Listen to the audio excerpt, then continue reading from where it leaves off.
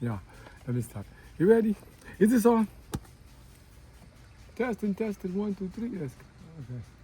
My peoples, we're going to continue on Numbers chapter 7.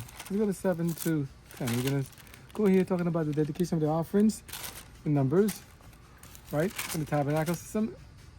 And I think we'll end by the 10th.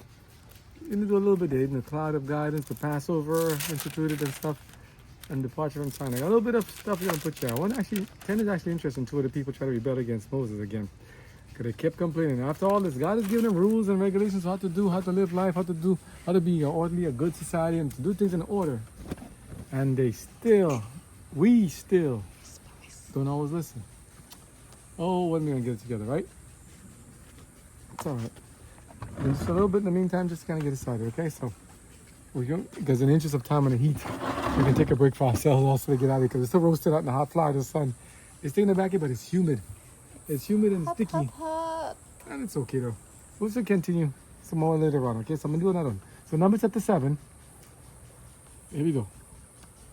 May the Lord add a rich blessing to the hearers, doers, and listeners to His holy word, and for those who are seeking truth. Let your name be praised, Lord. Just no prayer. Amen. Amen. I said hearers and listeners twice. Okay, because you could be listening but not hearing. And it came to pass on the day that Moses had fully set up the tabernacle, and had anointed it, and sanctified it, and all the instruments thereof, both the altar and all the vessels thereof, and had anointed them and sanctified them, that the princes of Israel, heads of the house of their fathers, who were the princes of the tribes, and were over them that were numbered, offered. And they brought their offering before the Lord, 6 covered wagons, and 12 oxen, a wagon for 2 of the princes, and for each one an ox. And they brought them before the tabernacle. And the Lord spake unto Moses, saying, Take it of them, that they may be to do the service of the tabernacle of the congregation. And thou shalt give them unto the Levites, to every man according to his service. And Moses took the wagons and the oxen, and gave them unto the Levites. No, this is the dedication offering. So they're dedicating the tabernacle and the sanctuary. Dedicating, it's like, Lord, kind of like a rejoicing, a celebration. Thank you, let's dedicate it to the Lord. Nice little Sabbath, very festive time, So, some people call it a fete, a party, a gathering, but this is like a holy one. It's dedicating to thank God for all He's done for them, everything else. While I'm sitting here in this angle, I'm looking in the back here, I'm like, look at this stuff, look at the plants. Those plants we had, they were so small at one point. Here almost like at least for almost 3 years. 3 years now, over, right? 3 years in Florida now. Those plants were so small when you planted them, I think maybe a year ago or a year ago. That one there, is just a jackfruit? Next to the papaya? We moved. The papaya just last year, 2 years now. 2 years already? 2 years already? And that one, that tall one next to jackfruit, next to the fence. He's good. The fence is 6 feet high. That one. What is that one? That's the jackfruit. And you see the ones hanging behind the fence? They were tiny babies too, but we didn't get the water. We have mango outside too. Just keep checking them periodically, make sure you get water, you start to get them from the rain, and then every now and then give them a good sprinkle. They've been holding their own.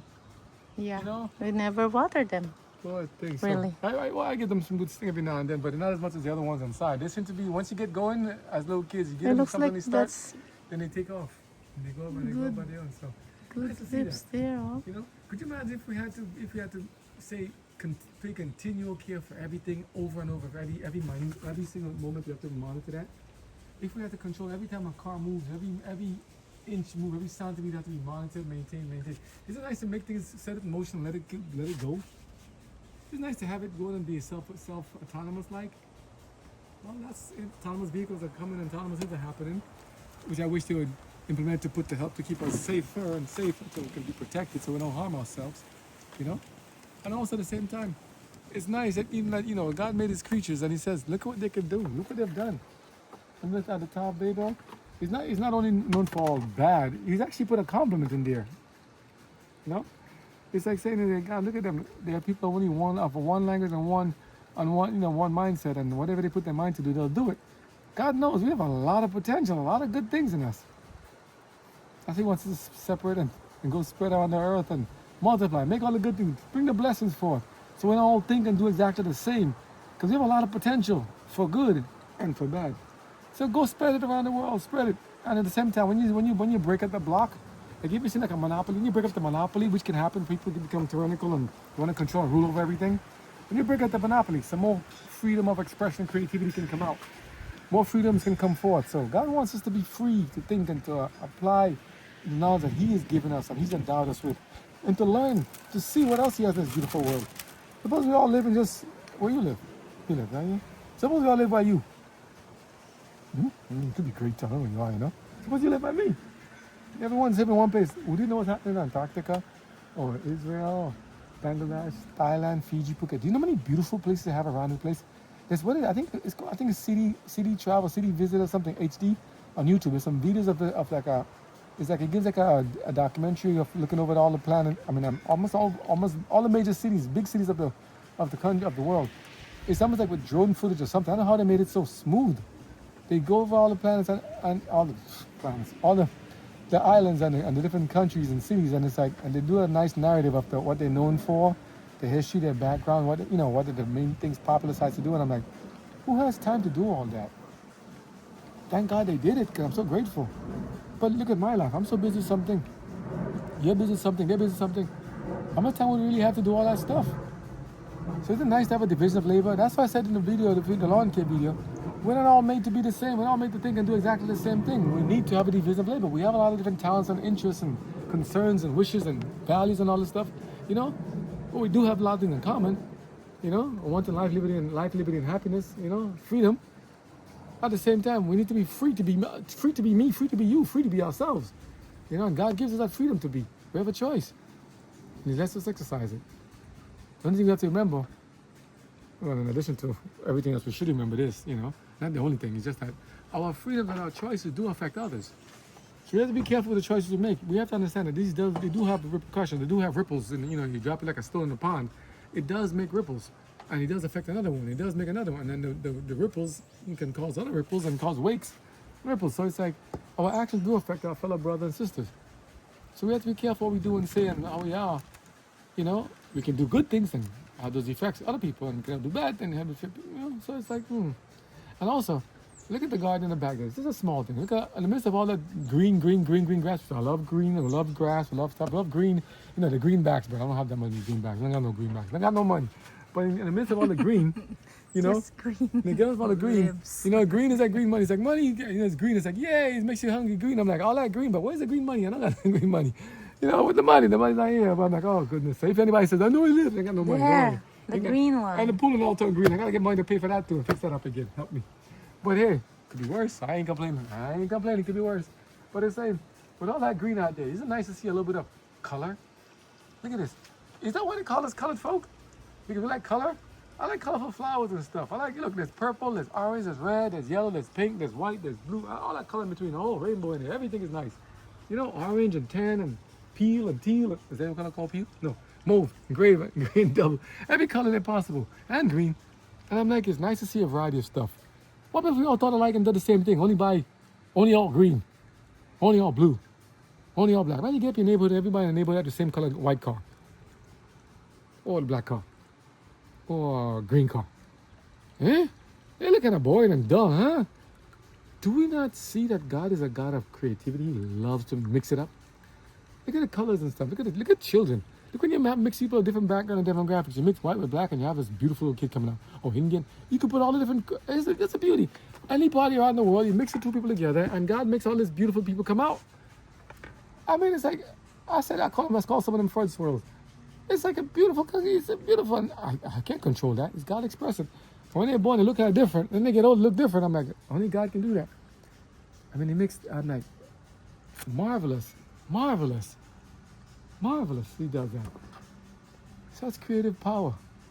And this is beautiful. Look at the plants. And sometimes you let them grow. You do what you can. You can't water them every single second. They have to learn to make it on their own too. They got to learn to plant some seeds. You see, I told you, how does that tie into the Bible? How it ties into? It's the same message. We need to be tapped into the source. The soil needs to be good soil. We need to tap into God. Remember God to say He's the vine? We are the branches. We need to tap into the source of creativity, the source of life. We need to tap into the good soil of God so we can be grown nice and green and colorful and bright and vibrant, you know? And as we wait for the rain and wait for the cool breeze to come and hit us and get us and keep us all nice and cool and fresh, you know? We got to plant roots deep, and we got to search for water. We got to search deep into the soil for the stuff and sustenance. We got to survive and maintain that. And when they do that, they then rise up and grow to then end up feeding us and sustaining us. And then we can plant it back and get more from the seeds. But you see, we can't do that with animals. Yeah, you see the pitch? Don't eat animals. Be good. We only ate it after the flood because, there was no vegetation left after, everything was purged. But then it came back. So if you can avoid it, please don't eat any animals no more. Save the meat and the chicken and the fish. Save those guys. They have blood in them. Fish is okay. Not fish. They save the fish too. The fish, they have little baby fish, They have feelings too. They're smart too, All of them have the cows have people eating. I have a mess with a friend who likes to eat Kobe beef. That's not right. They say they raise the cow up to be well cared for, manicured, pampered. They pamper the cow to make it nice and succulent. So while the cow is thinking, hey, I'm getting the best treatment from the human beings around me. Man, I'm getting the best love. I never know humans can be so kind. Humans are looking at them. You see in the cartoons where the guy chasing somebody. It was even in the movie Escape to Madagascar. The Fusa! While they're chasing the giraffe, they have you see the Warner Brother videos too, they have the salt and pepper shakers for food. They season the food while it's alive and running from there. They're dropping salt and pepper in it. And the symbol is that they're gonna eat you. And I'm like, they make the beef, the Kobe, the cow has been cared for. I don't know if you do to all animals too. How could you take such loving care to the animals and then just cut them and eat the Kobe? No, we're not supposed to do that. You see, got me all messed up now. Those animals, listen, when you care for the animals, you see like a dog or a cat, look how beautiful they are when you play with them. Could you imagine somebody going and cut the dog or the cat and eat it? Or eat your lice lamb. They ate my lamb when I was a baby. Not baby, when I was a kid. Left it in the crib and they came to America and they ate the lamb. They had a party, they ate the sheep. It was a baby lamb. His name was Shadow. Beautiful lamb. I liked him a lot. He used to follow me wherever I went. You have lamb in Carico? Yeah. Displaced by his mom. He was abandoned and we took him and fed it. And I come to America and the next year I head back. I'm like, where's the lamb? Goat. They ate the lamb. What is wrong with these people, man? It's not right. Can't we have a pet without eating it? I'm saying, God don't eat us. We're not his pets. See? And at the same time, he doesn't destroy eat us. But he made all these creatures here. I don't think he made all of us to eat them. Whatever walks on to eat it. The plants we can eat is vegetation. That's how he made us in the Garden of Eden. Remember the original diet? Fruits, nuts, grains, and herbs. He didn't say, and chicken, or beef, or the fish.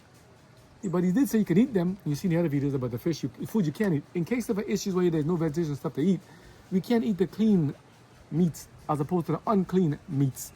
Fish with fins and scales, cows that chew at the cud, or animals that chew at the cud have cloven hoofs, and then what? Fish, fins and scales, yeah, what else? There's other things. Birds, you can't eat vultures and stuff, and eagles and all these things. We need to eat birds that don't eat dead meat and dead matter.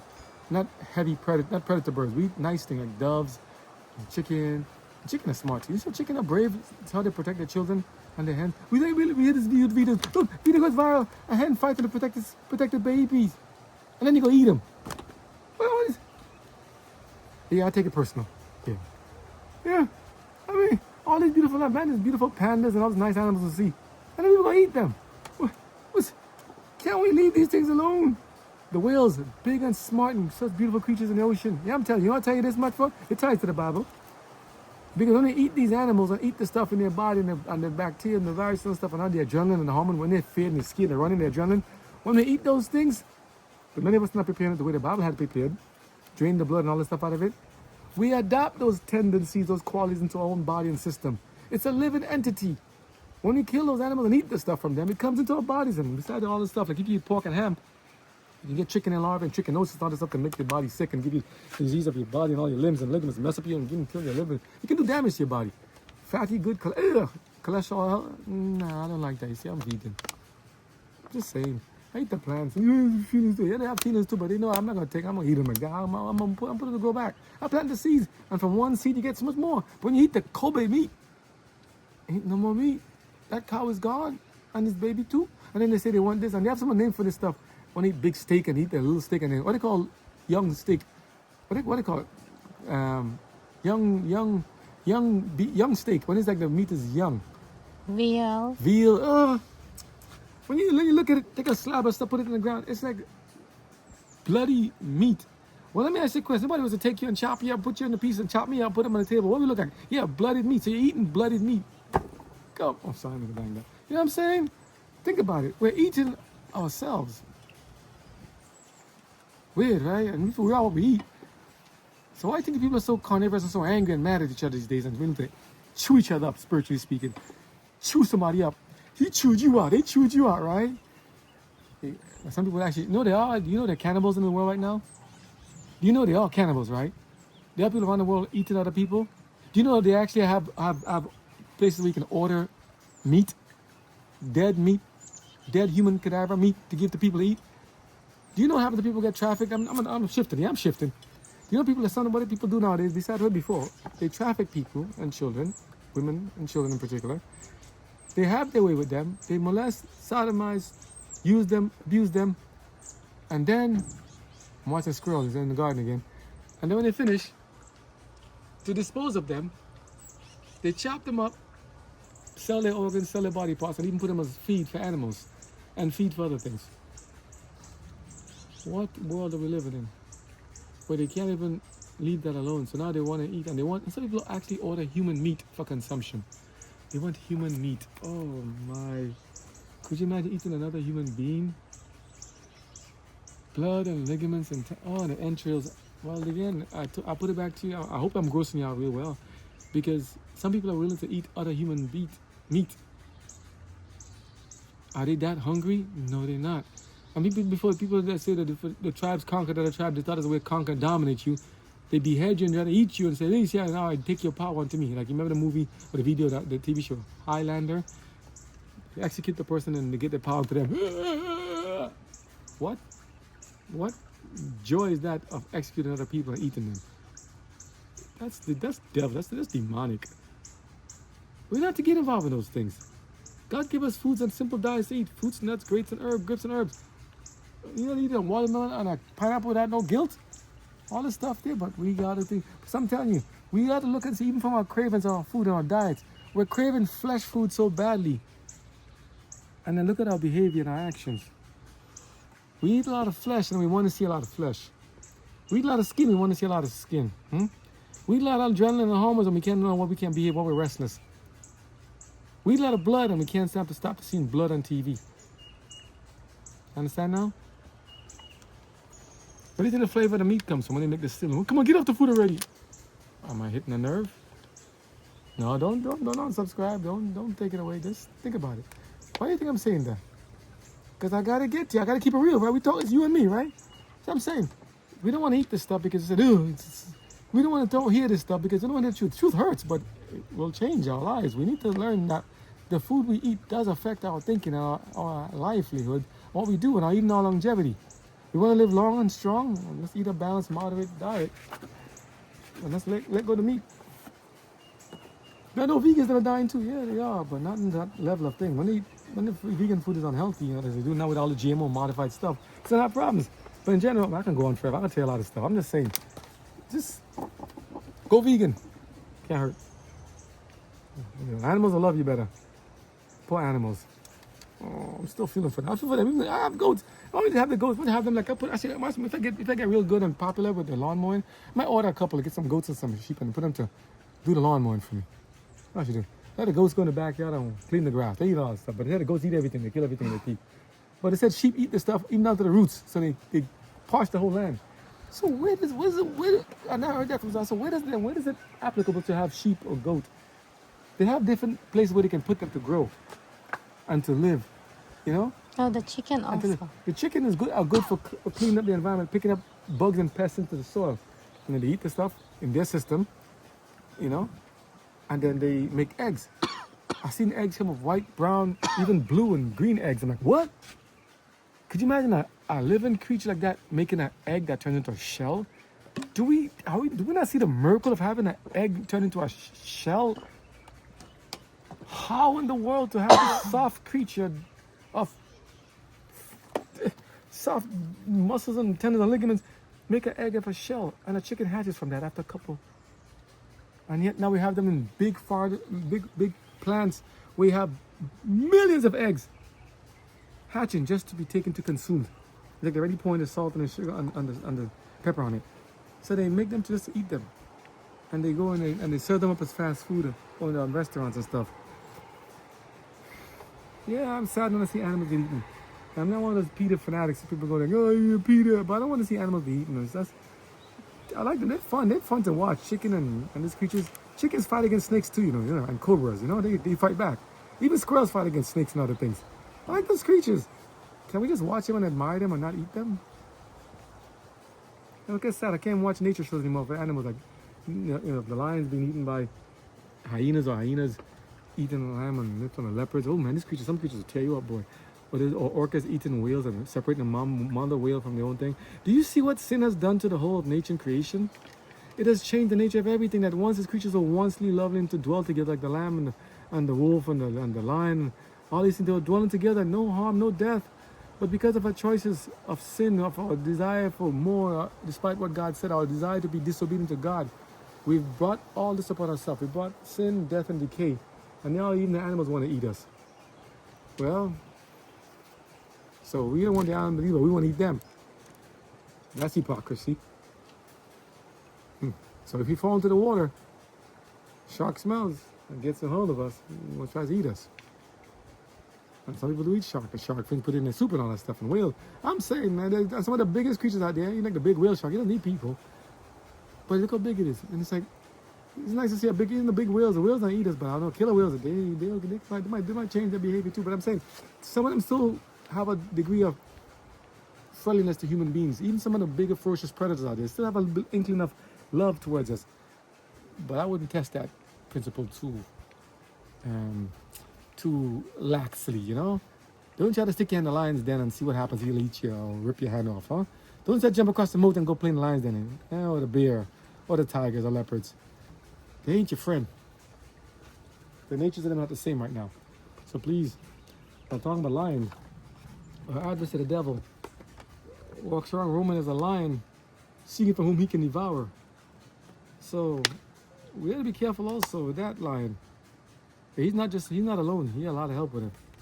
He's looking for who he can devour. When lions devour you, is it a beautiful experience?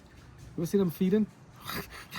They eat and they rip your pieces. They eat the meat and they're tearing up all the entrails and the ribs and the legs and they're ripping it apart.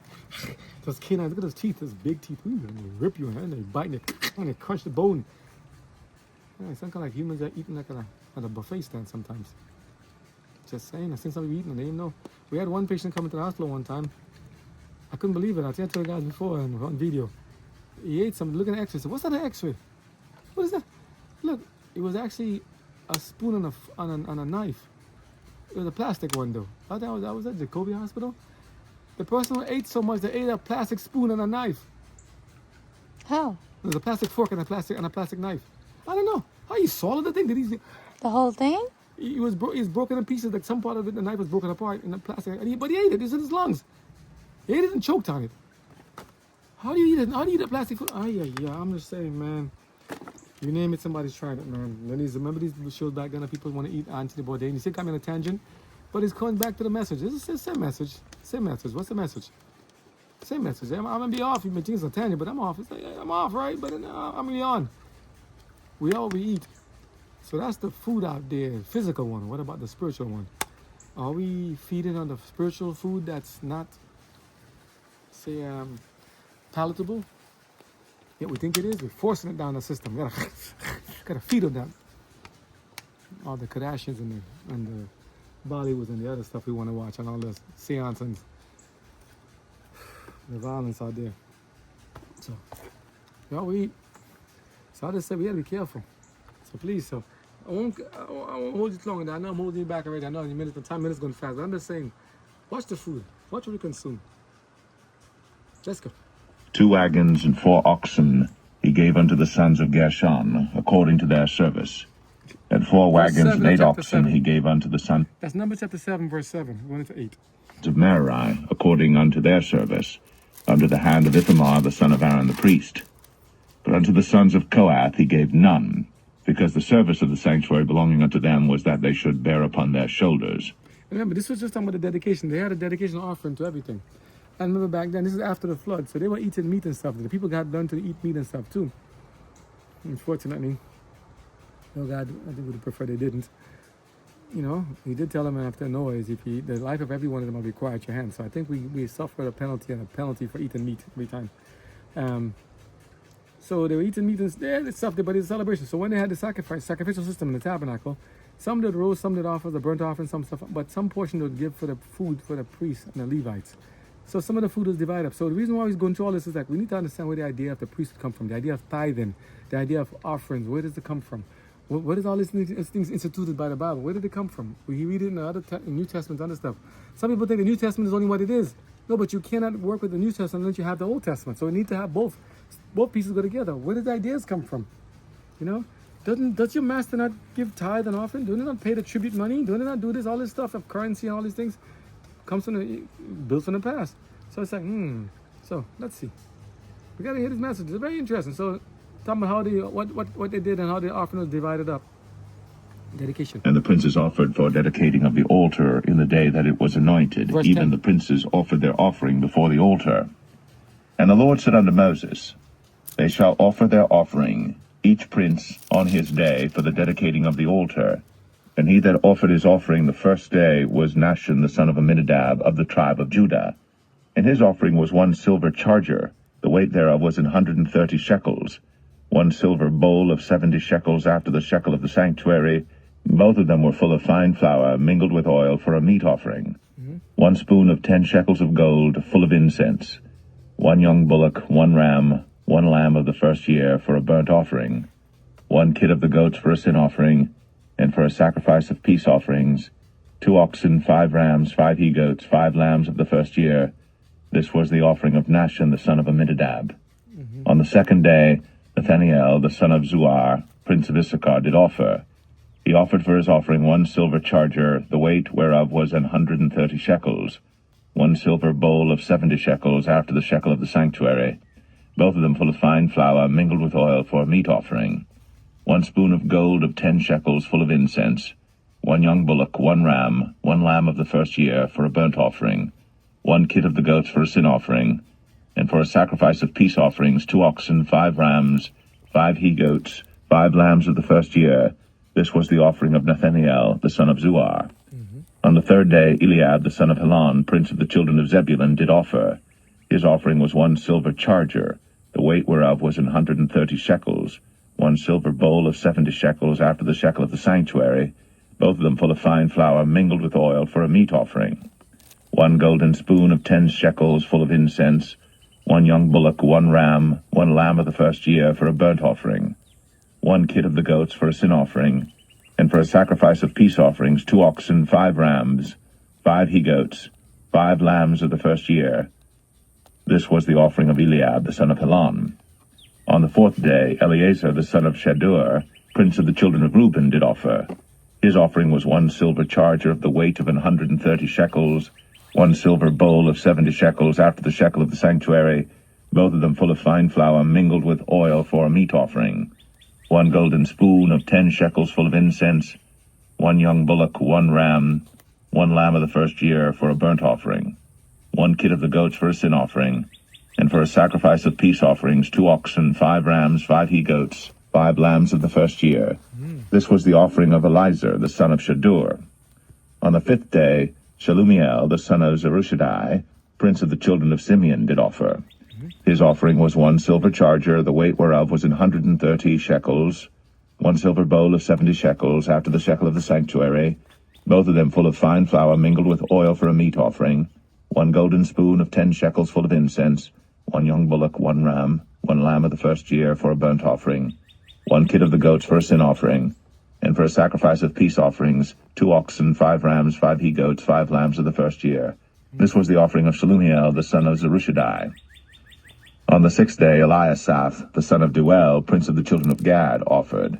His offering was 1 silver charger of the weight of 130 shekels, a silver bowl of 70 shekels after the shekel of the sanctuary, both of them full of fine flour mingled with oil for a meat offering, 1 golden spoon of 10 shekels full of incense, 1 young bullock, 1 ram, 1 lamb of the first year for a burnt offering, 1 kid of the goats for a sin offering, and for a sacrifice of peace offerings 2 oxen, 5 rams, 5 he-goats, 5 lambs of the first year.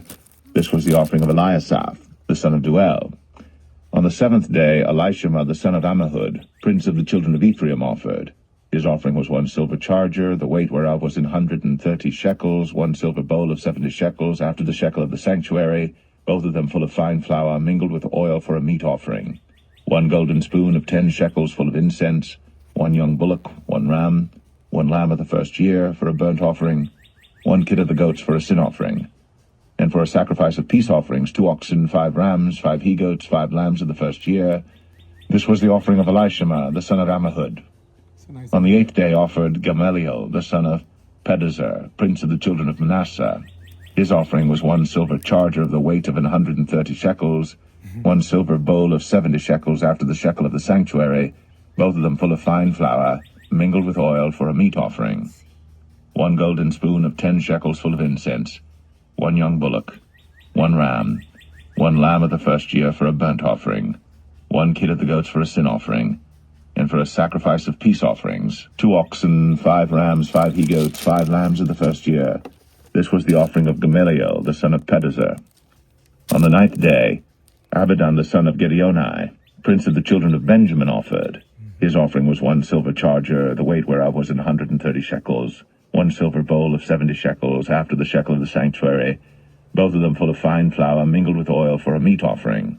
1 golden spoon of 10 shekels full of incense, 1 young bullock, 1 ram, 1 lamb of the first year for a burnt offering, 1 kid of the goats for a sin offering, and for a sacrifice of peace offerings, 2 oxen, 5 rams, 5 he-goats, 5 lambs of the first year. This was the offering of Abidan, the son of Gideoni. Now, some chef, I'm reading something. That's a lot of offerings. That's a lot of meat. That's a lot of meat. We're just talking about a lot of meat just now. A lot of different animals and stuff. But you hear all this stuff. You hear the offerings they're giving. A lot of offerings. It's like, wow. And that's a dedication. I didn't hear anybody bring whiskey or rum or a keg. Anybody got the keg? Bring the muscle to the party? Ain't anybody do that. Even the meat offerings. And again, when they offer the meat offering, when the meat that they ate, the preparation is very important. They didn't prepare it as how you see them prepare now, to slaughter it and just shove it up, just cook the blood and store it in there and cook it and smoke it up. Nah, you drain all the blood and stuff out of it. It's like just like leather boots. It wouldn't be like the blood and the fat. It wouldn't be what you think what it is back then is now. So there's a difference. There's a reason why it's done that way. And they say, well, what is all this stuff there? It's just to hear it, it's like, wow. And listen to the names and the stuff they went through. It's very interesting. All the offerings in it. They give a lot of offerings. So they have more offerings, and go on. I can continue with that, or I can just go on. So there's more offerings, you have more. I'm gonna see charges and stuff. I'm gonna jump ahead to verse chapter 8. Okay, in the interest of time. But there's a lot of offerings there. I'm like, wow. So, a lot of stuff. So they give good dedication. So let's go to chapter 8. Okay, services of the priests and Levites. What to say unto them? So say, what should they do? Let's give a little taste. What should they do? How did they prepare and let stuff happen? Chapter 8. Numbers 8. And the Lord spake unto Moses, saying, Speak unto Aaron, and say unto him, When thou lightest the lamps, the 7 lamps shall give light over against the candlestick. Yeah, we're going to talk about the service of the priests and the Levites. What were the priests supposed to do and the Levites? How were they supposed to carry out the service there? And listen carefully to what they did. You know, it's very specific. Why they did it the way? Because when you go to some of the churches now, see them supposedly sprinkling incense, carrying this kind of smoke like there's no holy water. That doesn't exist in the Bible. There's no holy water. There's no also holy incense that they can do before God. Incense is like the prayers the saints offer before God. In the biblical sense of the sanctuary. Not in some of these churches, see them doing these things now, trying to mimic God while ignoring God's requirements. You know, so you got to be very careful. They use a lot of symbolism and a lot of stuff in the Bible they take from them, and they use it in different worldly practices and say, look, you see, even in animation and cartoons, it's like, wait a minute, where do you get that from? They're trying to, remember, even though Terminator, look into the word Matrix, that movie was made after the Matrix. Matrix is supposed to be like the coming forth, the whole process of being born into this life, to be born, you know, from the womb. Matrix, to see life come forth is amazing, you know, literally and figuratively, you know. But it's like, but they take these things in the Bible and they put the names on them, and they sell it to us as Hollywood movies and blockbusters, other things, even as products they use in some of the different industries. Interesting. Life is something. Let's continue this. So, what's just a little bit of it all getting about what the priests and the Levites do. And Aaron did so. He lighted the lamps thereof over against the candlestick, as the Lord commanded Moses. And this work of the candlestick was of beaten gold, unto the shaft thereof, unto the flowers thereof was beaten work, according unto the pattern which the Lord had shown Moses. By hand. So he made the candlestick. And the Lord spake unto Moses, saying, Take the Levites from among the children of Israel, and cleanse them. And thus shalt thou do unto them to cleanse them. Sprinkle water of purifying upon them, and let them shave all their flesh, and let them wash their clothes, and so make themselves clean. Then let them take a young bullock with his meat offering, even fine flour mingled with oil. And another young bullock shalt thou take for a sin offering. And thou shalt bring the Levites before the tabernacle of the congregation, and thou shalt gather the whole assembly of the children of Israel together. And thou shalt bring the Levites before the Lord, and the children of Israel shall put their hands upon the Levites. And Aaron shall offer the Levites before the Lord for an offering of the children of Israel, that they may execute the service of the Lord. And the Levites shall lay their hands upon the heads of the bullocks. And thou shalt offer the one for a sin offering, and the other for a burnt offering unto the Lord, to make an atonement for the Levites. And thou shalt set the Levites before Aaron, and before his sons, and offer them for an offering unto the Lord. Thus shalt thou separate the Levites from among the children of Israel, and the Levites shall be mine. And after that shall the Levites go in to do the service of the tabernacle of the congregation, and thou shalt cleanse them and offer them for an offering. You see, now this becomes important when you talk about the story. Ever heard the story of the Good Samaritan, where the Levite was walking by in the New Testament, and he saw the man beaten by robbers, and he said, I'm a Levite, I have no money. Levite? What had name before? Levite from where? Levi? Who's Levi? Levi Matthew? We need to know these things. So that's what I'm saying. It's like people say, oh, I'm only studying this part. No. We're getting a little bit of tidbits of the history in the past. So when you get to the future ones, like, oh, okay, I see what it means, and you go back. Well, another alternative is read this stuff and read with a dictionary, on a thesaurus, something there. But it's saying these have there's a certain build-up of how things are the way they are. In the time even to the time of Jesus' time. So, interesting. They are wholly given unto me from among the children of Israel, instead of such as open every womb, even instead of the firstborn of all the children of Israel, have I taken them unto me. The Levites. For all the firstborn of the children of Israel are mine, both man and beast. On the day that I smote every firstborn in the land of Egypt, I sanctified them for myself. And I have taken the Levites for all the firstborn of the children of Israel. And I have given the Levites as a gift to Aaron and to his sons from among the children of Israel, to do the service of the children of Israel in the tabernacle of the congregation, and to make an atonement for the children of Israel, Very special that rule. there be no plague among the children of Israel, when the children of Israel come nigh unto the sanctuary. And Moses and Aaron and all the congregation of the children of Israel did to the Levites according unto all that the Lord commanded Moses concerning the Levites. So did the children of Israel unto them. And the Levites were purified, and they washed their clothes, and Aaron offered them as an offering before the Lord. And Aaron made an atonement for them to cleanse them.